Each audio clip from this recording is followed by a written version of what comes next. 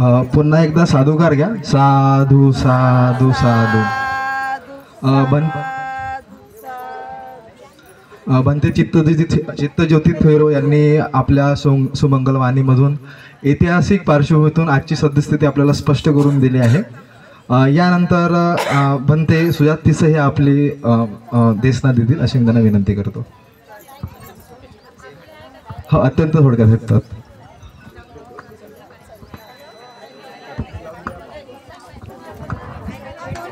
सर्वांनी थांबा.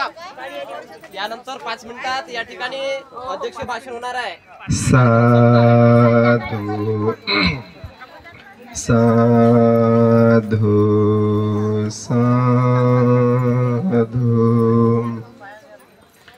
नमो तस् भगवतो अरहतो सम्मा सम्बुद्धस्स. नमो तस् भगवतो अरहतो सम्मा सम्बुद्धस्स. नमो तस् भगवतो अरहतो सम्मा सम्बुद्धस्स. तथागत सम्यक संबुद्ध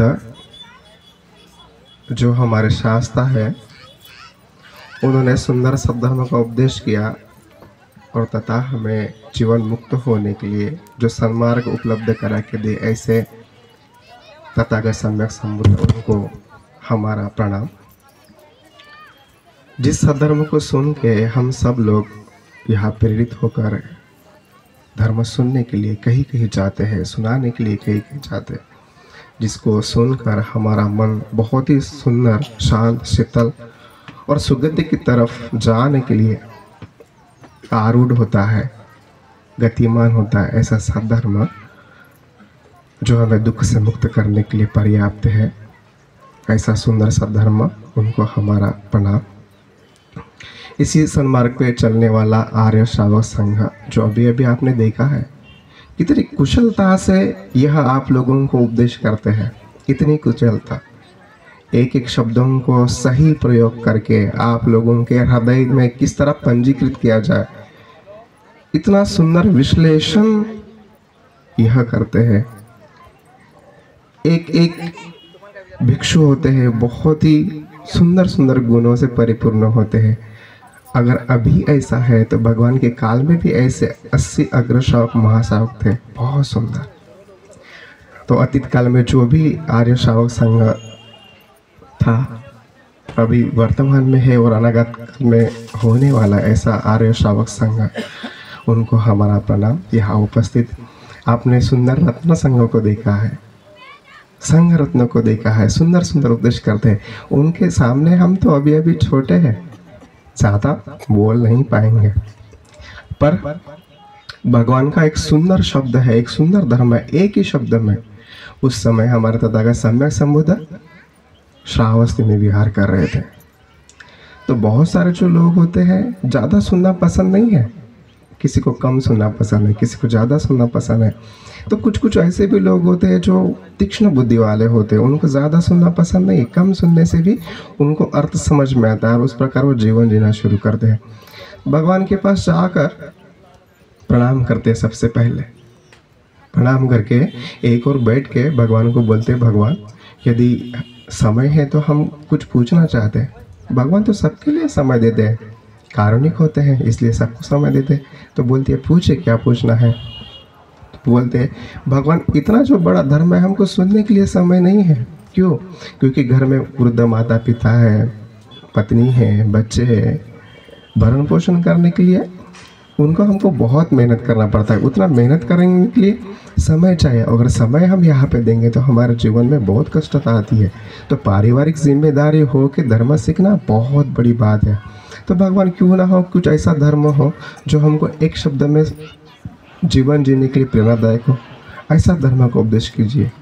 तो भगवान वो मुस्कुराते हुए बोलते हैं कि इस संसार में एक ही ऐसा धर्म है जो इंसान को सभी प्रकार की उपभोग की वस्तुएं प्राप्त करने के लिए, जीवन को उच्च स्तर पर लेके जाने के लिए, सुगति तक जाने के लिए सब कुछ प्राप्त करने के लिए सिर्फ एक धर्म की आवश्यकता होती है और वो धर्म है दक्षता।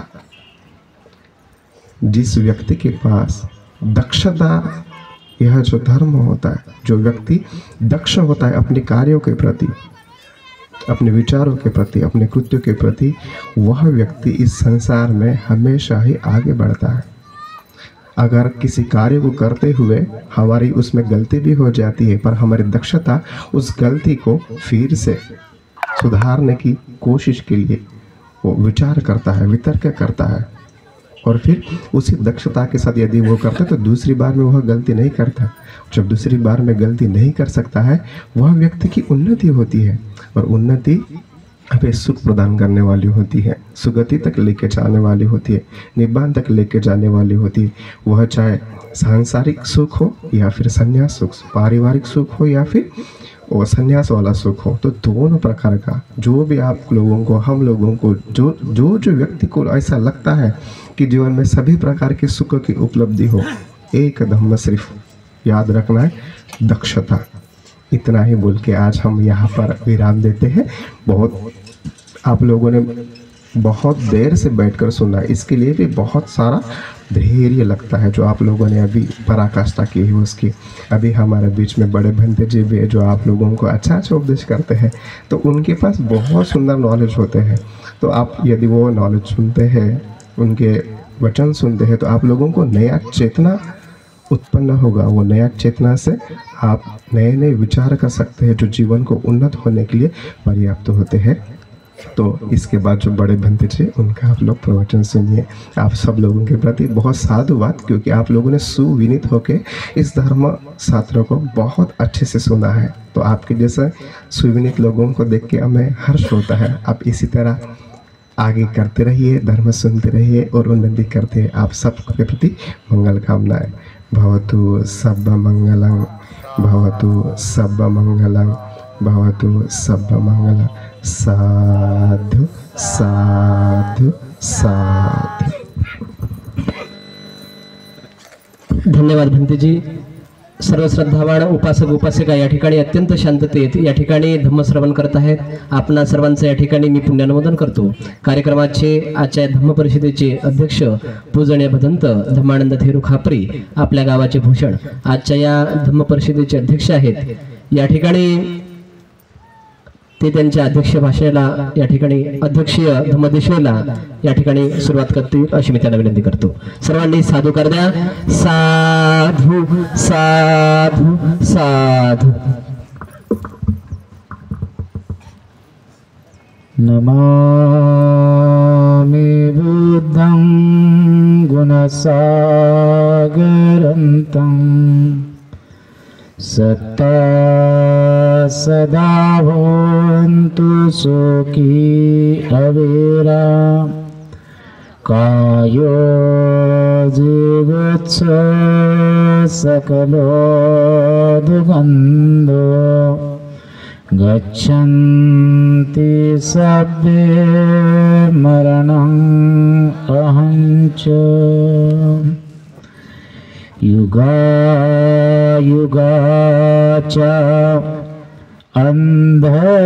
अंधरुढीला दृष्टीला भली भीमामुळे मानवतेला छळणारी नीच प्रथा थांबली भीमामुळे योग पुरुषाने योग बदलण्या महान क्रांती केली म्हणून भारत भूवर बहुजणांची मने जागली भीमामुळे आज मने जागली भीमामुळे आज मने जागली भीमामुळे बुद्ध धम्म आणि संघ या 3 रत्नाला सर्वप्रथम मी वंदन करतो. महामानव भारतरत्न परमपूज्य डॉक्टर बाबासाहेब आंबेडकर यांच्या पावन स्मृतीला वंदन. ज्या संतांनी, ज्या समाज सुधारकांनी, ज्यांनी सामाजिक चळवळ उभी केली आणि त्या चळवळीला परंपरेनं पुढं चालू ठेवलं, अशा महान विभूतीला मानाचा मुजरा करतो.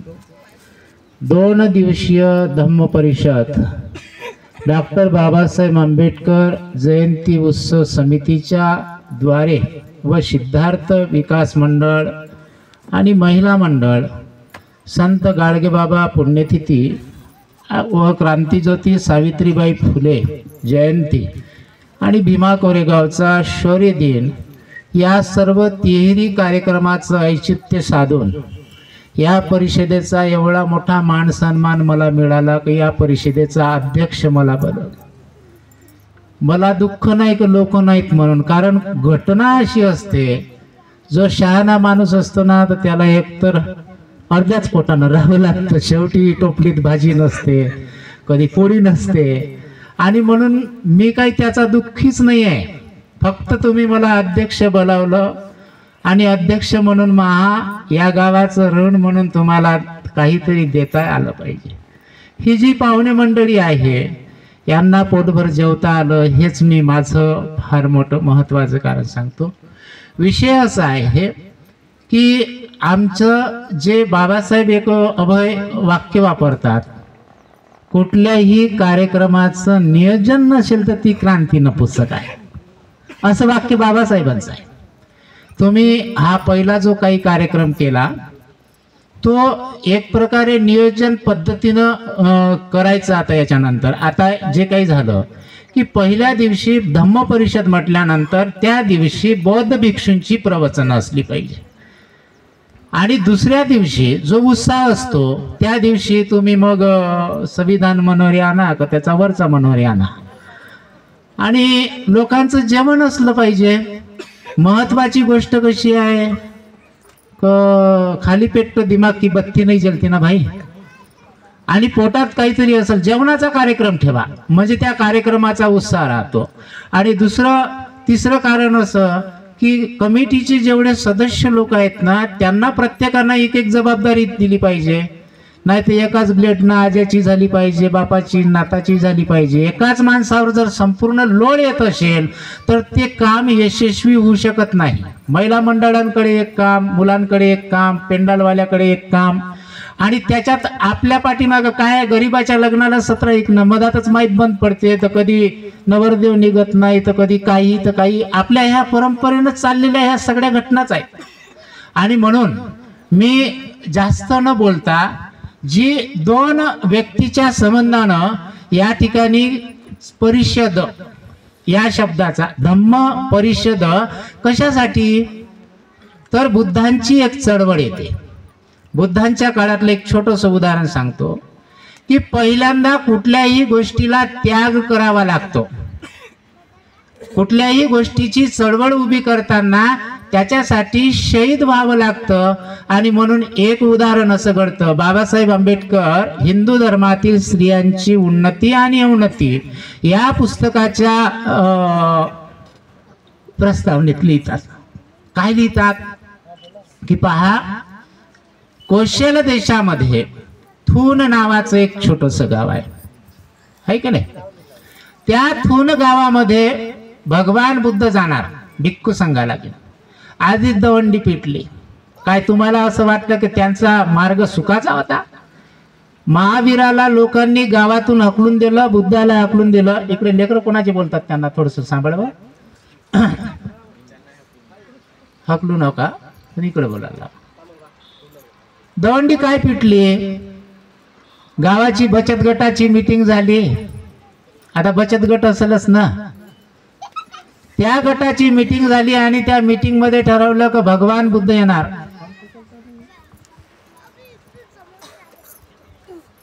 आणि काय सांगितलं की भगवान बुद्ध भिक्खू संघाला घेऊन येणार आहे. तर कोणीही त्यांना भोजनदान देऊ नका, पाणी देऊ नका, कोणी त्यांची विचारपूस करू नका. पण घटना अशी असते, या निसर्गाचा धर्म असा आहे, महापुरुषाचा विचाराचा प्रवाह आणि नदीचा प्रवाह कधीच मार्ग बदलत नसतो. शब्द लक्षात ठेवा. आणि ते लोक भिले नाही ना, गेले ना, मुक्काम केला. रात्रभर झाडाच्या खाली त्यांनी मुक्काम केला. त्या दिवशी पहाट झाली आणि त्यांची बुद्धंग शरणं गच्छामीची प्रभात फेरी निघाली. अख्ख्या गावातल्या लोकांनी दरवाजे लावले, कोणीच नाही आलं मदतीला. पण त्या गावामध्ये एक श्रद्धावान उपासिका होती आणि त्या उपासिकांना वाटलं की भगवंत कालपासून गावात आले, भिक्खू संघ आला, साधं पाणी कोणी दिलं नाही, विचारलं नाही एवढ्या ज्ञानीपुरुषाला. आज त्यांचे तुम्हाला सांगतो, त्या बुद्धाच्या भरोशावर कितीतरी लोक माझ्यासारखे पोट भरत असतील ना, करोडोची प्रॉपर्टी कमवली ना त्या बुद्धाच्या नावानं. हे विसरता कसं येईल तुम्हाला? ज्यानं हजार मनाचे तार छळले, ज्यानं हजार मनावरती तरंग निर्माण केले, ज्यानं हजार मनाचं संगीत वाजवलं, आणि ते बुद्धंग शरणं गच्छामी आजही कायम आहे, उद्यालाही सुद्धा राहील, जेव्हापर्यंत सूर्यचंद्र आहे. ही खोटी गोष्ट आहे. आणि त्या बुद्धाला नाही वाटलं. त्या बाईला पश्चाताप झाला आणि ती बाई आली. थांब रे बाबा, थोडस 5 मिनिटं थांब, मी जास्त, सागर थांब थोडा, राहू दे ना, काही नाही होत. जे लोकांचे मन उजेडात आहे त्याला अंधारातही सांगितलं काही फरक नाही. बाबासाहेबांना उजेड केला आपल्यासाठी, थांब थोडा. आणि मग काय म्हणले, तिला सहज श्रद्धा जागृत झाली. आणि जी गोष्ट उत्पन्न होते ना माणसाच्या मनात, त्याला या जगातली कोणतीच ताकद अडवू शकत नाही. तुम्ही तयार करा. बुद्ध म्हणते, आदमी जो सोचता है वही बन पाता है. बाई नाही अडवू शकत. गेली ना तिथे गावाच्या विरोधात गेली, भगवान बुद्धाला वंदन केलं आणि म्हणली, भगवान मी माझ्या घरी भोजनाची व्यवस्था करते आहे. पाण्याचा माठ घेतला, बुद्धाचे पाय धुवायला पाणी दिलं, घरी बोलावलं, दान पुण्य कर्म केलं. आणि बुद्ध आता जायला निघाले, प्रणाम केला, आशीर्वाद घेतला. ही सगळी कथा त्या गावात घडली. महिलांच्या संबंधानं परिषदेचं हे लक्षण जाणताना तुमच्या विषयावरती सगळे कसे थोडेसे मला माझ्या हिशोबानं, कारण हा जिल्हा, माझं गाव, माझं बालपण या गावात गेलं, मला थोडीशी म्हणजे औषधी यांची जी होती ती हाड वाटली थोडीशी. त्यांच्या बुद्धिमत्तेनं बरोबर आहे. आता ते डॉक्टरच आहे, हे आता सिव्हिल सर्जन आहे आमच्यातले महानागरत्न. हा, आता सर्जन माणूस तो काय साधं सुद्धा देईल का कंपाऊंडर सारखं औषध, आहे की नाही? तो त्याच्या पद्धतीनं देईल ना. चित्तजती आहे तर त्याला सगळ्याच्या सगळं म्हणजे कुठला बायोडाटा, कुठले सातबारे काय आहे, कुठं काय घडलं, त्यानं त्याच्या पद्धतीनं मांडलं. हे सगळं होताना पण मला असं वाटलं की या महिलांवरती, महिलांच्या संबंधानं खूप वेळच्या बसल्या आहे, तुमची संख्या जास्त आहे, तो विषय आपण मांडला पाहिजे ना. आणि आम्ही आमच्या लोकांना सांगितलंच पाहिजे. जरी मी तुमच्यातला असेल, याच्या आधी मला कितीतरी तेच काम करत होतो, तुम्ही ऐकत असेल, काही लोकांना आवडत असेल, काही लोकांना नाही आवडत आहे.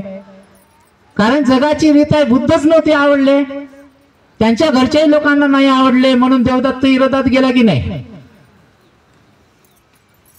अंगुलीमाल जो डाकू असलेला माणूस पुन्हा माणसात आणला. आपण म्हणतो माहीतच आहे आपल्याला कसा आहे तो. अरे बुद्धा सारखा तो अंगुलीमालानं 999 लोक कापले तरी त्याला क्षमा केली आणि धम्मात आणलं. याच्या वेळा धम्म कुठं आहे? पहा ना, जाणा ना. तुम्ही तर हकलून दिलं, बदमाश आहे तो, चांगला नाही, दारू पिते, अमकं करते, टमकं करते, असं म्हणलं असतं.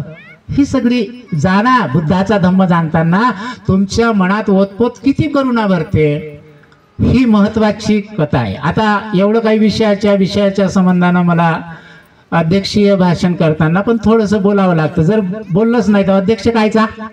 तुम्ही म्हणाल घेणले का अध्यक्ष पदाचा फायदा, असं काही म्हणू नका. फायदा वगैरे घेणार नाही मी जास्तचा. हा, तो बापानच लिहिला कायदा, घेणले का अध्यक्ष पदाचा फायदा, असं वगैरे काही होणार नाही बरं. आणि मग ती बाई बुद्धाला प्रणाम करते आणि बुद्ध निघून जाते. आता तिच्या विरोधात गावानं पुन्हा सभा बोलवली. ज्या ब्राह्मणाच्याकडे आता हे सगळं कसं ज्याच्या नाही त्याच्या मग हा वाद जो आहे तिथूनच आहे, बुद्धांच्या आधीपासून आहे की नाही. चार्वकाचा वाद त्यांच्याच सोबत होता की नाही, आहे की नाही. चार्वकाचं जेव्हा आपण साहित्य वाचतो तेव्हा त्यांचाही वाद त्यांच्या सोबतच आहे. जी काही व्यवस्था आहे, ब्राह्मण कोणाला म्हणावं एक याचं एक चॅप्टर आहे, आणि बुद्ध कोणाला म्हणतात, ब्राह्मण कोणाला म्हणावं, हे सगळं आहे. मग आता त्याच्याकडे होती ती मोल करीन, त्याच्या घरावर गेला मोर्चा जाऊन सांगत होता. काल तर मोठ्या मीटिंग मध्ये म्हणत होता, सभेत म्हणत होता का असं करायचं तसं करायचं, बुद्धाला पाणी द्यायचं नाही, जेवण द्यायचं नाही. तो आज मोलकरीने दिला म्हणे, नौकरीने. त्याला खूप राग आला, एवढा राग आला सगळा मोर्चा घेऊन तिच्या घरी आला, आणि तिच्या त्या घरावरती, आता गरीब बाई झोपडीत राहणारी, आता गरीब लोकांमध्ये जास्त श्रद्धा असते. गरिबी हे दुःखाचं कारण आहे मूळ. आणि मग त्या बाईला त्या ब्राह्मणाने लाथा बुक्क्यानं एवढं बदललं, केस धरून एवढं ओढलं की शेवटी त्या बाईचा जीव गेला. म्हणजेच काय तर चांगलं काम करताना सुद्धा माणसाला जीव गमवावा लागतो. हे पहिलं उदाहरण, हे त्याग आहे. दुसरं कारण, सुनीत नावाचा भंगी रस्ता झाडत होता. भगवंत चालले भिक्षा मागायला श्रावस्तीला, आणि तो लपला. कशामुळं म्हणतेजीने सांगितलंच. आणि लपल्याच्या मुळे घटना अशी घडते, भगवंत आले आणि म्हणले का लपलास. काही नाही भगवान, माझी सावली जरी लोकांच्या अंगावरती पडली ना, लोक शिव्या देतात, मारतात, बोलतात, कारण मी जातीहीन आहो, मी भंगी आहो, मेहतर आहो. बुद्धानं पहिल्यांदा छातीजवळ उचललं आणि लावलं आणि म्हणले काय बुद्ध, हे सुनीता, अरे जन्मानं कोणीही माणूस मोठा होत नाही, तो त्याच्या कर्मानं होतो. आणि कर्म महत्वपूर्ण आहे. ही जी काही क्रांती आहे, संत कबीर तर असं म्हणतात की मेरा तो मुझमे कुछ भी नहीं है भाई, मी पाहुणा आहो ना या जगाचा. बुद्ध तेच सांगताना सब संस्कार अनित्य आहे, जाणारे आहो. तुम्ही मी पाहुणे आहो, आणि पाहुण्याला एक दिवस हा मंडप, हे घर, हे गाव खाली करावं लागेल, कारण दुसरे येणारे तयार आहे. तुम्ही किती दिवस थांबणार. हा सृष्टीचा. म्हणून कायोजी गच्छ सकलो दुखंदो गच्छन्ति सभ्य मरण हंस. ते म्हणले मेरा मुझमे कुछ भी नहीं है, सब कुछ है जो तेरा. अरे तेरा तुझको सोपता क्या लागे है मेरा. एक दिवस तुझं तुला परत करून द्यावं लागणार आहे ना. ही संताची विचारसारणी जेव्हा आमच्या संत परंपरेत किंवा त्या मालेत येते, आणि मग या ठिकाणी मला 2 उदाहरणांच मी अध्यक्षीय भाषण समाप्त करेल, की ज्यांचा उल्लेख केला आमच्या भंतेजींनी मगाशी. त्यांचं नाव ते शिकले नाही, कर्मयोगी गाडगे महाराज. यांच्या संबंधानं मला एक गोष्ट आठवते की ते रंगमचनच्या यात्रेमध्ये त्यांनी पंचपक्वानाचं आणि कपडेदानाचं कार्यक्रम केला. मग आता त्या ठिकाणी जेव्हा हे सगळं करताना लाईनीमध्ये ब्लँकेट वाटप होता, साड्यांचा वाटप, लुगड्यांचा वाटप होता. कोणासाठी? गोरगरीब लोकांच्यासाठी.